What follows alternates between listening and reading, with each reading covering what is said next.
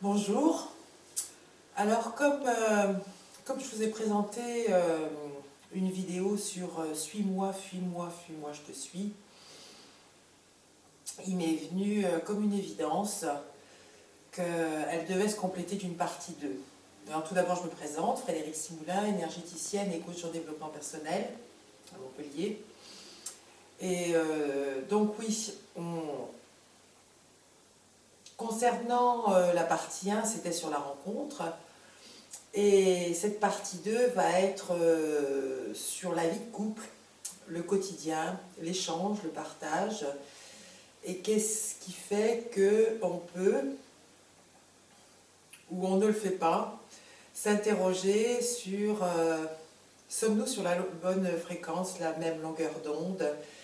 Sommes-nous heureux? Sommes-nous entiers sur cette quête du mystère de la vie, entier dans l'idéal du moi? Et quand on est à deux, c'est l'idéal du nous dont on va parler. L'essence de ce qui porte fruit et encourage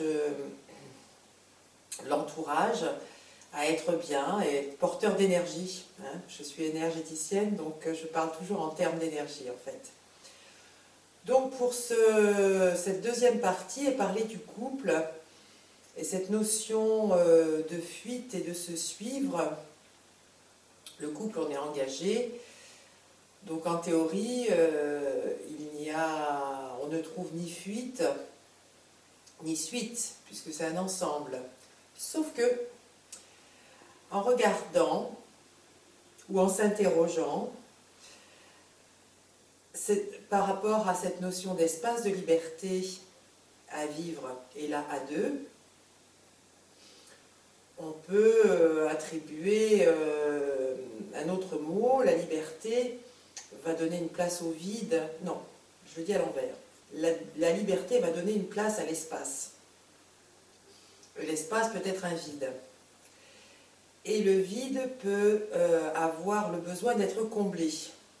C'est là que c'est subtil par rapport à cette notion d'idéal et de liberté.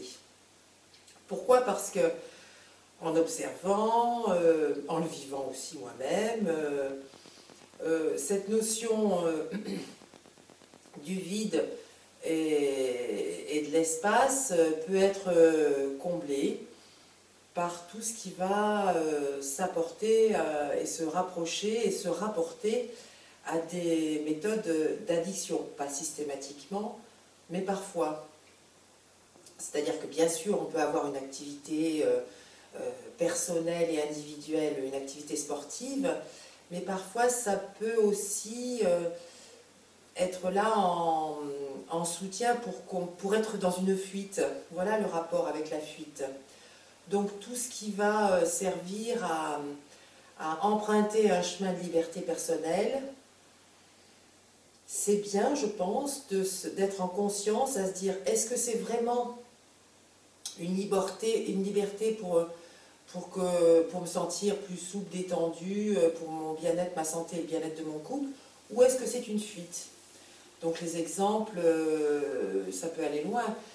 Les exemples, c'est le sport, voire le sport intensif, ça peut être l'addiction au jeu, l'addiction à l'alcool, l'addiction au tabac, ça peut être aussi même une addiction au travail, c'est-à-dire on rentre à la maison, on travaille encore, ou on ne rentre jamais à la maison pour travailler encore. Tout ce qui va paraître un débordement, où on va avoir besoin aussi de se faire valoir, pas méchamment, on n'est pas dans le jugement, mais sur ce côté précieux de ce travail extraordinaire, de cette mission de vie qu'on a à faire, alors que être dans cet idéal ou cette quête d'idéal du moi, et là en plus on parle de l'idéal du nous, ça va être peut-être de s'interroger, c'est pour ça que j'ai eu besoin de faire cette partie 2. Et parfois aussi, on peut, sans s'en rendre compte, dans la vie du quotidien, combler le vide par les enfants. On fait des enfants, on les éduque, et ça peut devenir un envahissement du terrain. C'est pas facile, hein, c'est précieux, et je pense que C'est en étant en conscience et en faisant usage, à bon escient, pour chacun de nous, sur sa vie personnelle et puis sur l'observation et le ressort des autres, en se demandant et en s'interrogeant si il y a surcharge, surabondance, un peu comme des activités hystériques ou une place démesurée sur une mission, un cadre. Voilà pourquoi je pense que Fuis-moi, suis-moi et suis-moi, fuis-moi peut exister aussi dans l'écriture du couple et que le quotidien n'étant pas toujours facile à vivre, peut être là comme un masque et faire vivre ensemble des concombres masqués. Je trouve ça un peu dommage.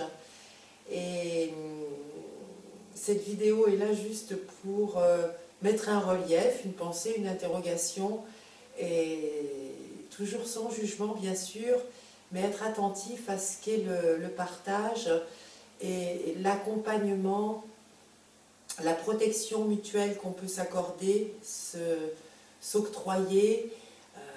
Ça aide les gens de l'entourage tout en ayant cette notion du créatif, même dans des moments de méditation, de repos, de pause, mais ne pas confondre un vide comblé à l'excès, ne pas avoir peur de l'espace et se dire, je pense qu'on est nombreux, on est tous avec cette subtilité-là à faire vibrer et vibrer. Donc, voyons les fréquences et soyons humbles avec nous-mêmes en établissant ces longueurs d'onde et cette saveur et cet appétit de douceur du vivant. Voilà. Donc je vous quitte sur cette partie 2. C'est assez intimiste, on va dire, et ça peut correspondre davantage à une tranche d'âge qui va être du 25-45, on va dire. Voilà. Je vous dis à bientôt et portez-vous bien. Merci. Bye bye.